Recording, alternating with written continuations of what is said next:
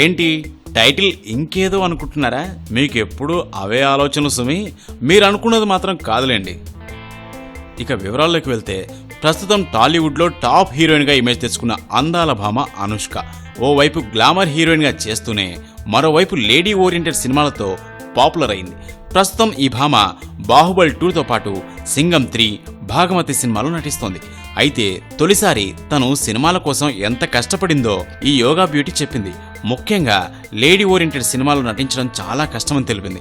ఒక్కోసారి ఈ సినిమాలో నటిస్తున్నప్పుడు ఎంతో కష్టం అనుభవించానని, ఒళ్లంతా నొప్పులు పుట్టేవని, షూటింగ్ అయ్యాక ఇంటికెళ్ళి బాగా ఏడ్చేదానని వాపోయింది. కానీ సెట్లో మాత్రం ఆ బాధను పైకి తెలియనిచ్చేదాన్ని కాదు అని చెప్పింది. నిజంగా అనుష్క డెడికేషన్కు హ్యాట్స్ ఆఫ్ చెప్పాల్సిందే కదా. ఈ వీడియోపై మీ విలువైన కామెంట్స్ ని మాతో షేర్ చేసుకోండి. అండ్ ఇంకో విషయం, సబ్స్క్రైబ్ చేయడం మర్చిపోకండి.